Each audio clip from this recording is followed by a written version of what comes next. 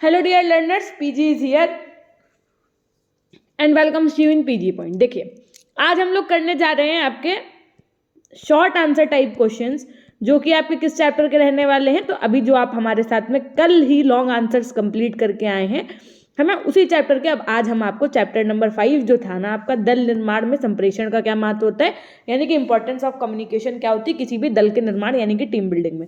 तो इससे संबंधित बनने वाले जितने भी आपके लघुत्तरीय प्रश्न हैं वो हम आपको करा रहे होंगे।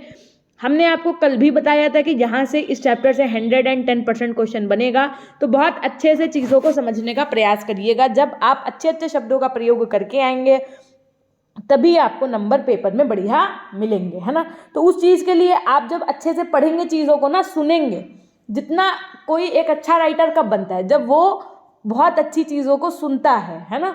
राइटर बनने से पहले क्या होता है, वो एक अच्छा गुड लिसनर होता है। तो वैसे ही अगर आप लोग भी इस वीडियो को बहुत अच्छे से सुन के देखेंगे, समझेंगे चीज़ों को, तो जो अपने आप आंसर राइटिंग आप करेंगे पेपर में, उसमें जो आप वर्ड्स का यूज़ करेंगे वो बहुत अल्टीमेट रहने वाला है ना। तो उससे पहले हम चाहेंगे कि एक बार फटाफट से चैनल पर नए हैं तो सब्सक्राइब कर दीजिए। और मेरा आपसे सिर्फ एक ही रिक्वेस्ट वो ये है कि फटाफट से वीडियो को लाइक कर दीजिएगा, कमेंट सेक्शन में कमेंट कर दीजिएगा। और जिन बच्चों ने इसका कोर्स लिया है पीजी पॉइंट ऐप पे, उनको मैं बता दूं, आप लोगों के उसी कोर्स में हमने मॉडल पेपर ऐड करवा दिया है। तो मॉडल पेपर जरूर से जरूर देख लीजिएगा। It's my humble request from you all. देखने का मतलब ये है कि उनको देखना नहीं है कि अच्छा ये देखने का मतलब है सॉल्व करके आप हमें प्रॉपर भेज भी सकते हैं, है ना। तो इस तरीके से चीज़ें रहेंगी। उसके बाद में क्वेश्चन नंबर 1 क्या है आपका, देखो, संप्रेषण के आधार पर टीम निर्माण के निहित तत्वों का वर्णन कीजिए। संप्रेषण के आधार पर टीम निर्माण के निहित तत्व कौन कौन से होते हैं? तो पहला होता है एक अच्छा संप्रेषण यानी कि गुड कम्युनिकेशन। दूसरा होता है आपका क्या भैया, समस्या समाधान यानी कि प्रॉब्लम सॉल्विंग। और तीसरा होता है आपका कर्मचारी संतोष यानी कि मेंबर सेटिस्फैक्शन। ये होते हैं संप्रेषण के आधार पर टीम निर्माण में जो निहित तत्व होते हैं वो क्या क्या भैया। गुड कम्युनिकेशन यानी कि जो दो लोगों के बीच में संवाद हो रहा है ना, जो कम्युनिकेशन हो रहा है वो एक स्टैंडर्ड लेवल का यानी कि एक अच्छे स्तर का होना चाहिए, ठीक है। प्रॉब्लम सॉल्विंग यानी कि अगर हम आपसे बात कर रहे हैं, आप हमसे बात कर रहे हैं, तो वो एक फुलिश टॉक नहीं होनी चाहिए। कहीं ना कहीं जो भी सामने वाले की प्रॉब्लम्स है उसका सल्यूशन उन बात को करने में एक सफल संप्रेषण वही कहलाता है जिसमें लोगों की समस्याओं का समाधान भी हो जाता है।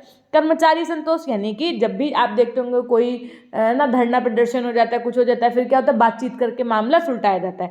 तो कहीं ना कहीं वो आपका क्या है भैया, कर्मचारी संतोष के अंतर्गत आ जाएगा। अब आइए समझते हैं कि बुकिश लैंग्वेज के हिसाब से क्या लिखा हुआ है कि दल निर्माण के नेतृत्व में अच्छा संप्रेषण होना मुख्य तत्व है। अच्छे संचार के कौशल, मौखिक गैर मौखिक सूचना लिखना आदि घटक शामिल होते हैं। यानी कि अच्छा संप्रेषण का मतलब यही नहीं कि सिर्फ आप फेस टू फेस साक्षात्कार टाइप यानी कि इंटरव्यू टाइप बात कर रहे हो। अच्छा संप्रेषण का मतलब है जैसे आप पेपर में अपना आंसर लिख करके आएंगे ना, कि पूछ दिया गया मान लो कुछ भी कि जीन पियाजे का सिद्धांत बताओ, आप अपना आराम से आंसर लिख रहे हो मान लो, है ना। तो आंसर लिख रहे हो तो ये भी आपका संप्रेषण में काउंट होगा। जितना अच्छा आप आंसर लिखोगे इसका मतलब ये है कि आपने उतने ही अच्छे से अपने आंसर को, अपने उत्तर को एग्जामिनर के समक्ष प्रेषित किया है ना। तो अच्छा संप्रेषण एक प्रभावी संप्रेषण साबित होता है। और ये समझना आवश्यक है कि इस स्थिति में कौन सी संप्रेषण विधि शामिल की जाए जिससे टीम लक्ष्यों को प्राप्त किया जा सके। दूसरी आपकी क्या है भैया, समस्या समाधान। संप्रेषण के द्वारा समस्याओं का समाधान निकाला जा सकता है। अच्छा संप्रेषण टीम की वह कुंजी है जो सही रास्ता दिखाती है। संप्रेषण के माध्यम से दल के सदस्यों में के मध्य स्थित आंतरिक व बाह्य समस्याओं के उजागर किया जाता है। दल सदस्य कर्मचारी संतोष यानी कि दल सदस्यों और कर्मचारियों में उत्साह जन संप्रेषण कौशल संतोष पैदा करता है तथा कार्यस्थल के प्रति वफादारी की भावना को भी बढ़ावा देता है। अब आप ये समझ लीजिए, जो आपके सामने ये चार्ट बना हुआ है इसको कहते हैं फ्लो चार्ट। क्या कहते हैं बेटा, इसको कहते हैं फ्लो चार्ट। इससे आंसर पे एक बहुत बढ़िया इंपैक्ट पड़ता है। तो दल निर्माण कार्यकर्ता, देखो दल निर्माण कार्यकर्ता कौन होते हैं, एक तो आपकी संप्रेषण सामग्री, दूसरा शाब्दिक संप्रेषण है कि अशाब्दिक। शाब्दिक का मतलब यहाँ पर जैसे कि हम बोल करके किसी चीज़ को, अपनी बात को बता रहे हो तो वो आपका शाब्दिक के अंतर्गत आ जाएगा।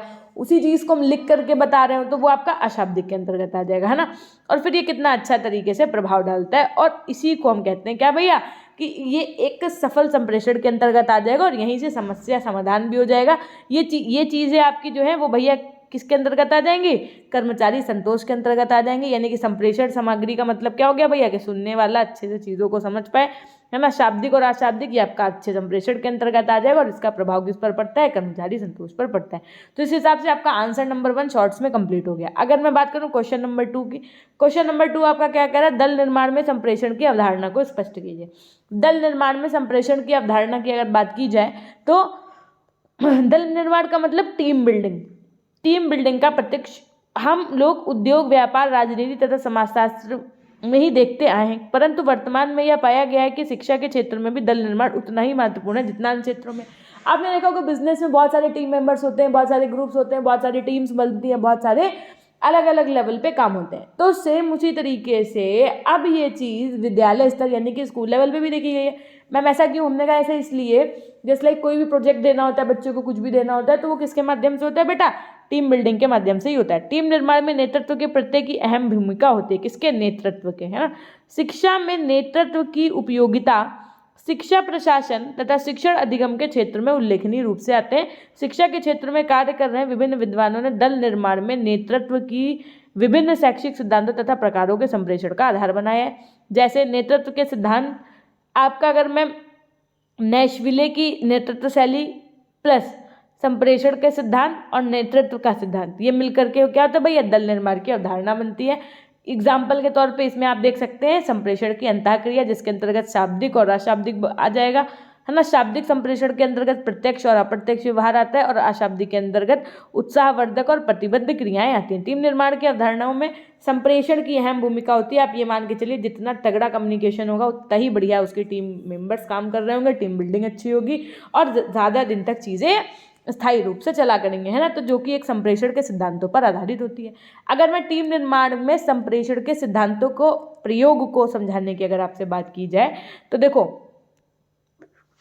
ये इंपॉर्टेंट क्वेश्चन है आपका, क्या कि टीम निर्माण में संप्रेषण के सिद्धांतों का प्रयोग।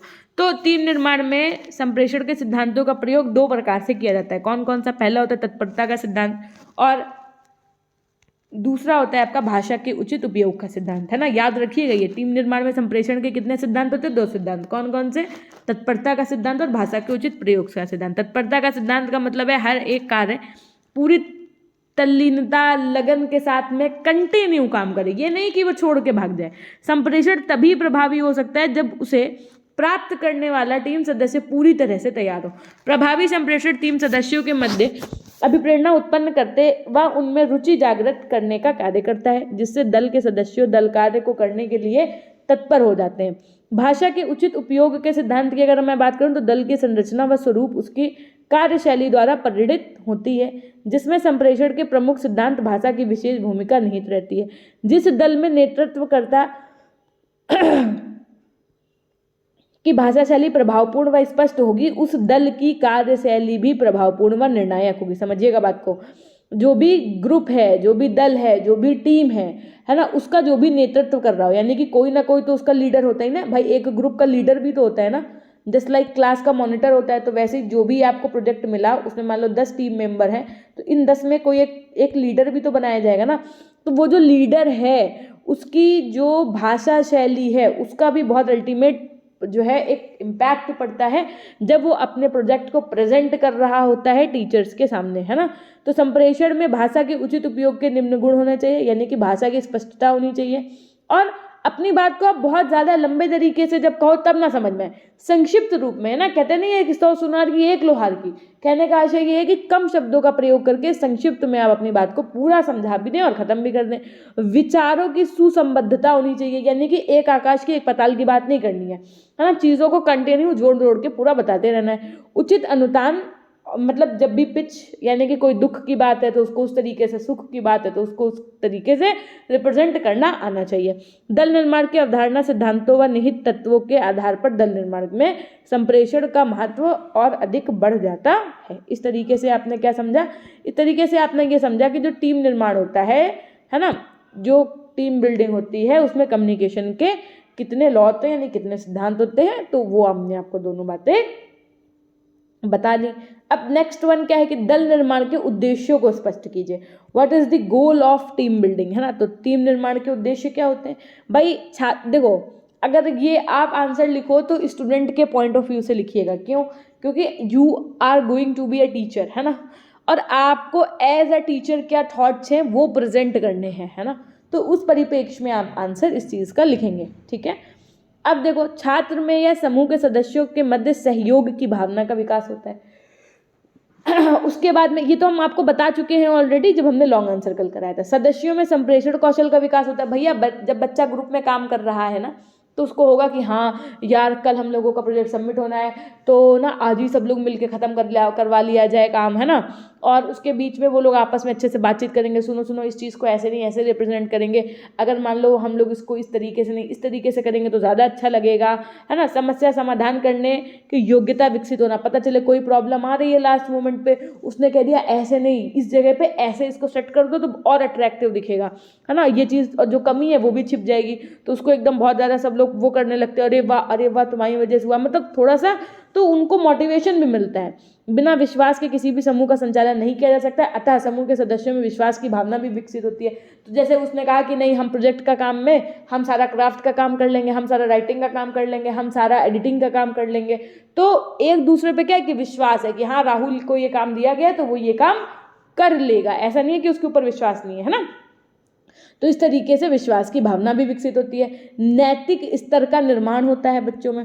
समूह सदस्यों में चिंतन का स्तर का निर्माण होता है और सदस्यों में भिन्न भिन्न दृष्टिकोण का विकास, साथ में सदस्यों के प्रतिनिधित्व क्षमता का विकास करना, एक दूसरे को जानने से पर्याप्त अवसर उपलब्ध कराना और विद्यालय में उत्पादकता एवं सृजनशीलता में वृद्धि करना, यानी कि बच्चे के अंतर्गत क्रिएटिविटी की प्रोडक्शन करना भी इसी के अंतर्गत आ जाएगा। भाई सीधी सी बात है, जब बच्चा ग्रुप में कार्य करता है ना तो वो बहुत कुछ सीखता है, ठीक है। आप अपने ऊपर ही सोच लो, जब आपने कभी ग्रुप में प्रोजेक्ट बनाया होगा, खेला होगा या कोई टीम वर्क दिया गया होगा तो आपने भी उसको बहुत अच्छे से संभाला होगा, है ना।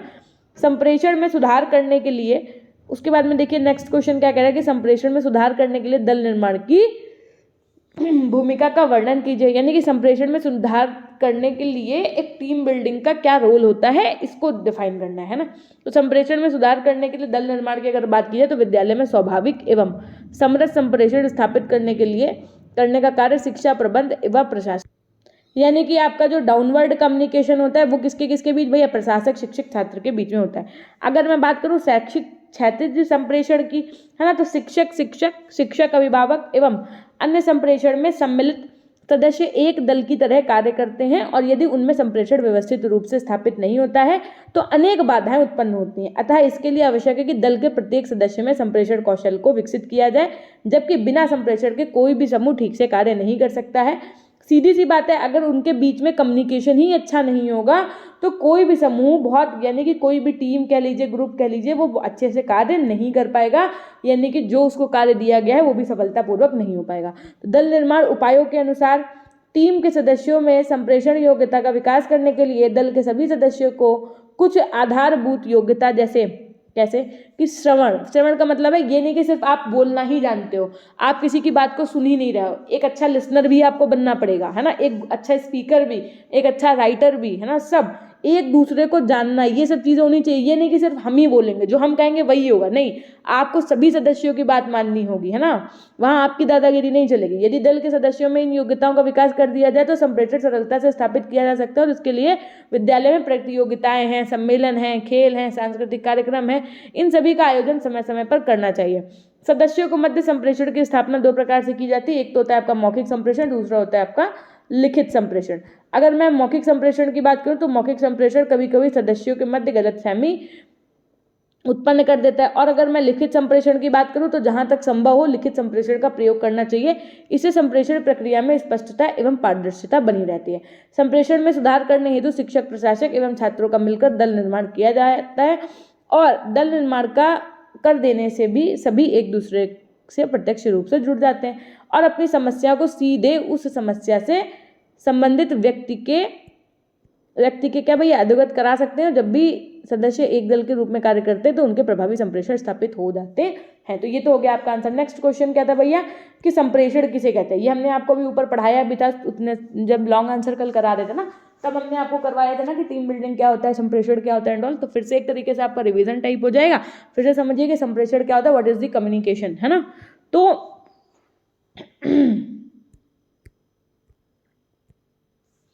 संप्रेषण एक संवाद है, संपर्क है, एक दूसरे तक अपनी बात को पहुंचाने का प्रयास है। यानी कि आज हम आपको पढ़ा रहे हैं, तो ये भी किसके माध्यम से, संप्रेषण के माध्यम से ही तो कर रहे हैं, है ना।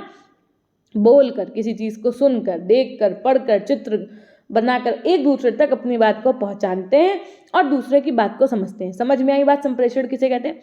संप्रेषण एक संवाद है। ये जरूरी नहीं कि आप सिर्फ बोल कर ही जब बात करेंगे तभी संप्रेषण कहलाएगा। आप आंसर लिख कर क्या आएंगे, that is also comes under in the communication part, है ना।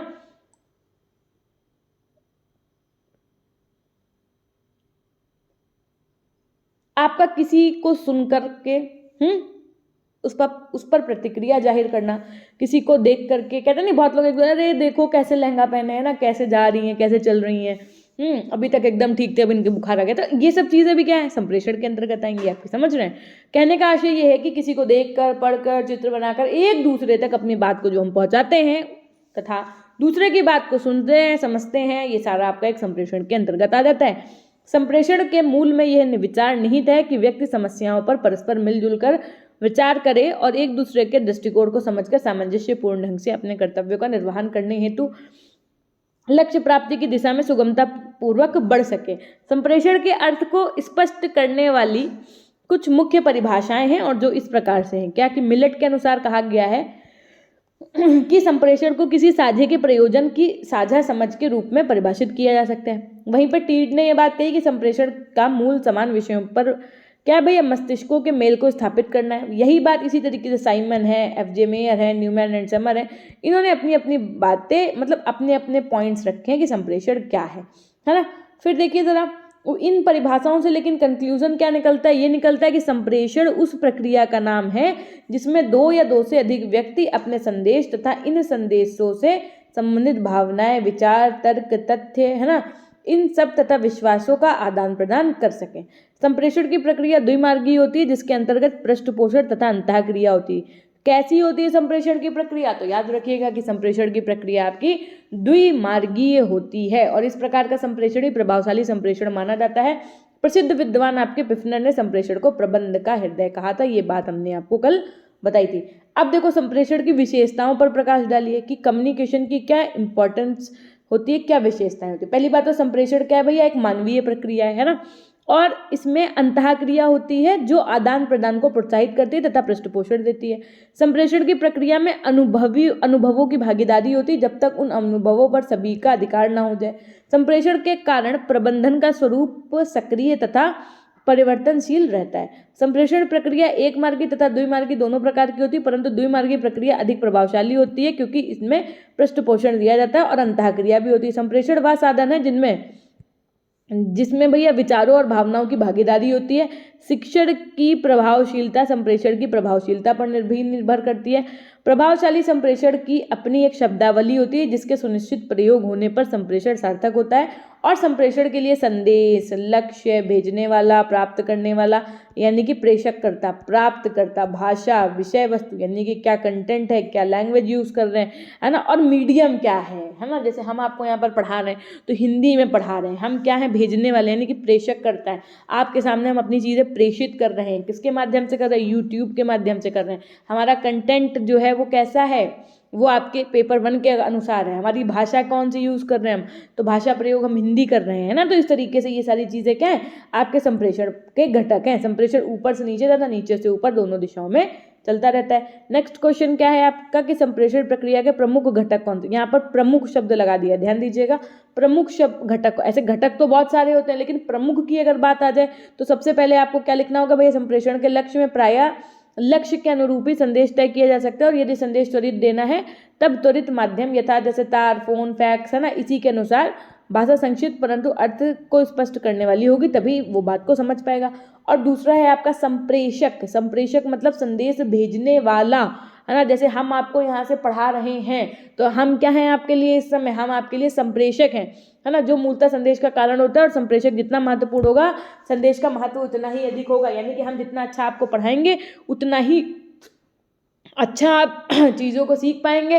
और अगर हम अच्छा पढ़ाएंगे तो सीधी सी बात है आप अब तक वीडियो को लाइक भी कर देंगे, कमेंट सेक्शन में कमेंट भी कर देंगे, चैनल को सब्सक्राइब भी कर देंगे और अपने साथी समूहों में शेयर भी कर देंगे, है ना।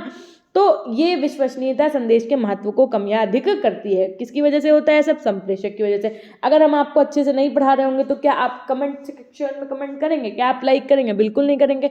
इवन कल से आप क्लास भी नहीं आएंगे, है ना। तो संदेश के माध्यम की अगर मैं बात करूँ तो संदेश संप्रेषण के लिए संदेश भेजने वाला अपने एक माध्यम अपनाता है।